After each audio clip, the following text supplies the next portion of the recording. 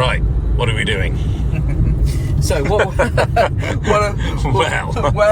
what we thought we'd try is... We're joining the high-speed bulb in a Mark 1 Kia Picanto. And why that is important is because this is my first car. And of course, what you do in your first car... Pardon? You try and make sure that it will do what it needs to do. Now, I'm trying to get to 100 miles an hour. So we're currently doing 70.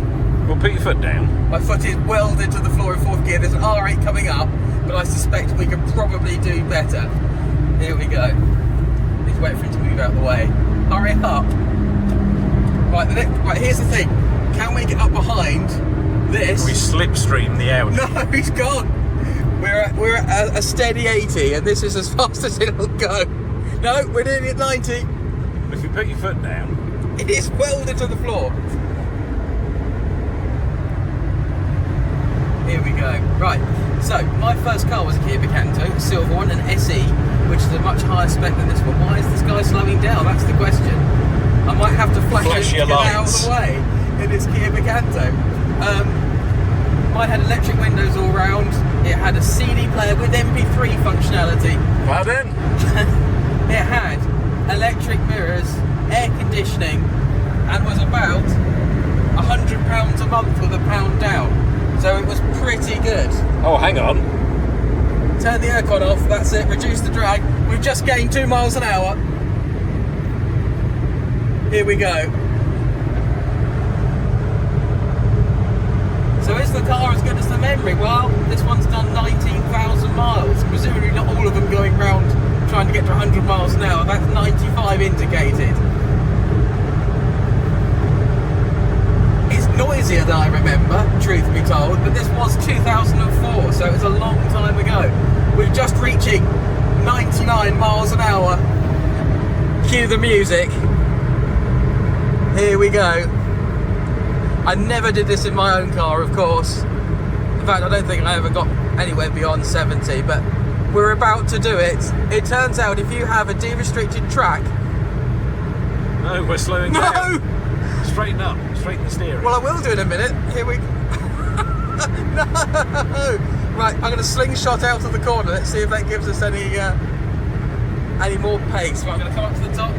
Here we go. We can't go into that outer lane. That's for professional drivers only, and I'm not that.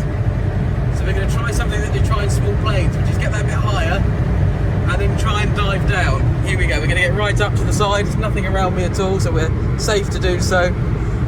Here we go, I'm diving down towards the left-hand side of my lane, and I think this is the best we're going to do. I think we got to about 99 miles an hour, which is the which is about as much as this thing is capable of. But there we go. And all of this was doing 60 mpg, because back in my day it used to cost me 25 quid to fill it up. I assume that's not the case now. Or 97. We're on the flat bit. Oh. Come on! Come on! Oh. I think that's our lot. The wind is now really picking up. We're starting to get some buffeting. So I'm going to slow us down gently and look for the exit. So there you have it. Some nostalgia for my very first car. I think this is the first time I've driven a Kia Picanto. First impressions, I don't quite fit in it, unfortunately. I think there's a bit of a height difference between us, isn't there? I'm 6 foot and you're just over 4'10". So there's I could do with a bit more leg room, but that's all there is, I'm afraid. I can't go back any further. So just a little bit cramped, but it's a little car, isn't it? It's quite cheaply made and quite cheaply put together, but it's got bits and pieces. Yeah, it's got cheap plastic everywhere. But how much did you pay for this in 2008? I got mine as a pre-registered car. I paid, I think, £6,795 for it.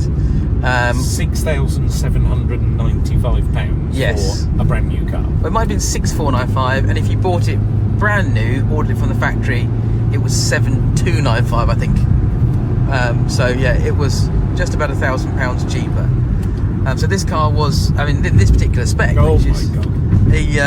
a sort of a low spec vehicle, this would have been, well, probably sub £6,000.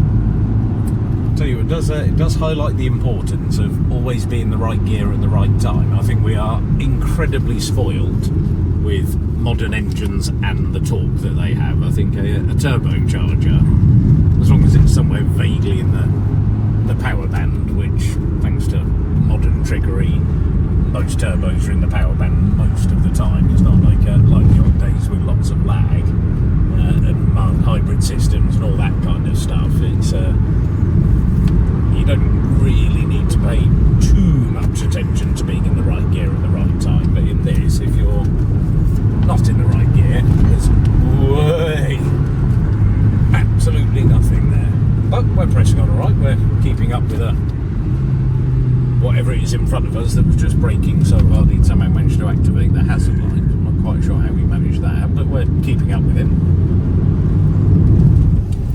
I quite like this. I think if I'd have had this as my first car, if it's a good indicator tick, I'd be quite happy with it if it was brand new or very nearly brand new when I first got it. Like I say, I think I'd have to work out a way of putting the seats slightly further back because they don't quite fit in it. But apart from that, does everything you need. Good cheap little car, and I like honest cars, and this is just an honest car, and actually it's quite fun to chuck around and not so quick you get yourself into so much trouble, is it? No, I think mine had a bit more poke in it. I seem to remember mine was a 1.1 and this is of course the smaller lower spec vehicle, so maybe just having that extra power made all the difference, and maybe I would have made that extra 1 mile an hour, you never know. Would have made all the difference.